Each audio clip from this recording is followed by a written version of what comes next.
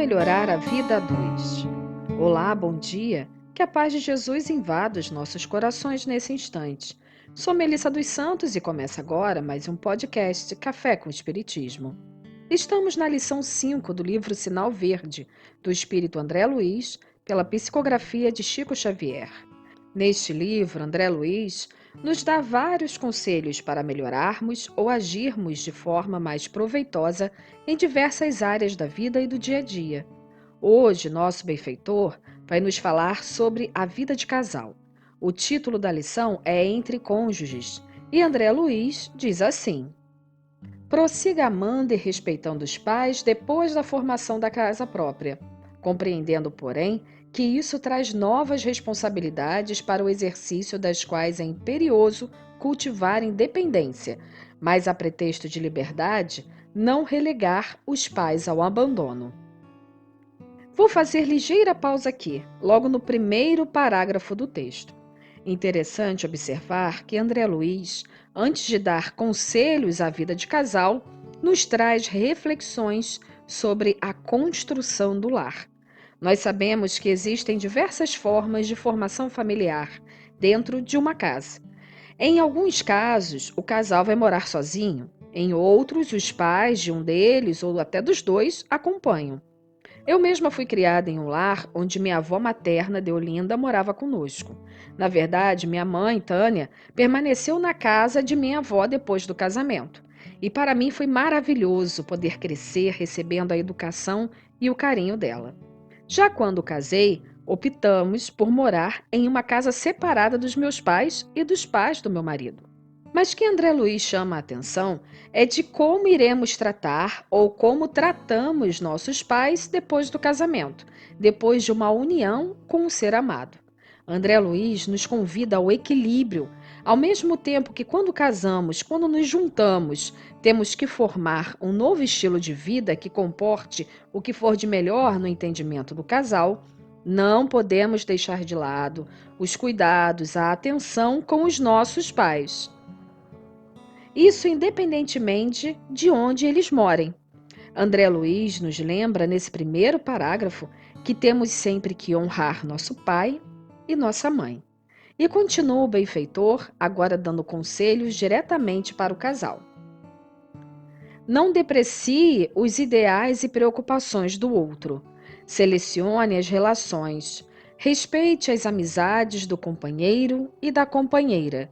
É preciso reconhecer a diversidade dos gostos e vocações daquele ou daquela que se toma para compartilhar-nos a vida. Antes de observar os possíveis erros ou defeitos do outro, vale mais procurar-lhes as qualidades e dotes superiores para estimulá-los ao desenvolvimento justo. Jamais desprezar a importância das relações sexuais com o respeito à fidelidade nos compromissos assumidos. Não sacrifique a paz do lar com discussões e conflitos, a pretexto de honorificar essa ou aquela causa da humanidade, porque a dignidade de qualquer causa da humanidade começa no reduto doméstico.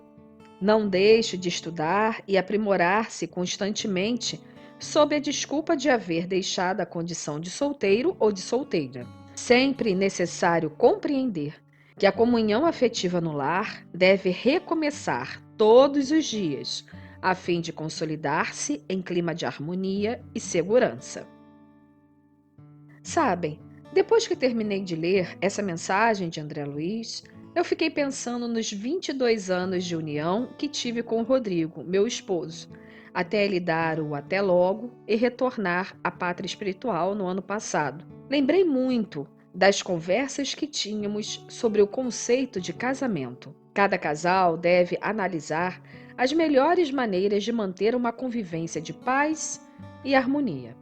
Eu e o Rodrigo escolhemos por sempre respeitar a independência um do outro e também por não brigarmos. E acreditem, foram 22 anos sem discussão. Sei que cada casal é diferente, pois são pessoas de perfis diferentes também. Mas é importante ressaltar que muitas vezes é do casal que parte a harmonia do lar. E quando se tem filhos, a responsabilidade fica maior ainda. Por isso, o diálogo e o respeito continuam sendo a maior estratégia de amor para uma união feliz. Tem um texto de Emmanuel no livro Na Era do Espírito, Psicografia de Chico Xavier, que faz algumas considerações importantes sobre o casamento, que acreditamos casar bem, digamos assim, com as lições de André Luiz. Emmanuel diz assim: não basta casar-se, imperioso saber para quê. Dirás provavelmente que a resposta é óbvia, que as criaturas abraçam o matrimônio por amor. O amor, porém, reclama cultivo, e a felicidade na união afetiva não é prato feito, e sim construção do dia a dia. As leis humanas casam as pessoas para que as pessoas se unam segundo as leis divinas. Se desposastes alguém que te constituía o mais belo dos sonhos, e se encontras nesse alguém o fracasso do ideal que acalentaste, é chegado o tempo de trabalhares mais intensivamente na edificação dos planos que ideastes de início. Ergueste o lar por amor, e tão só pelo amor conseguirás conservá-lo. Não será exigindo tiranicamente isso ou aquilo de quem compartilha o teto e a existência que te desincumbirás dos compromissos a que te empenhastes. Unicamente doando de ti e apoio da esposa ou do esposo é que assegurarás a estabilidade da união em que investiste os melhores sentimentos.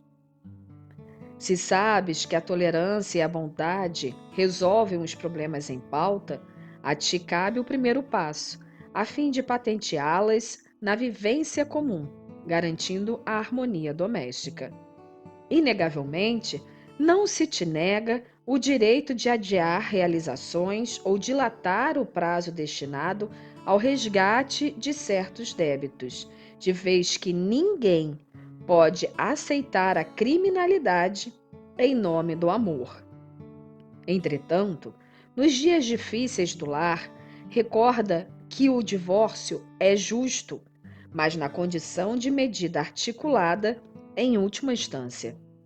E nem te esqueças de que casar-se é tarefa para todos os dias, porquanto somente da união espiritual gradativa e profunda é que surgirá a integração dos cônjuges na vida permutada, de coração para coração, na qual o casamento se lança sempre para o mais alto, em plenitude de amor eterno. Que assim possa ser. E até o próximo podcast Café com Espiritismo.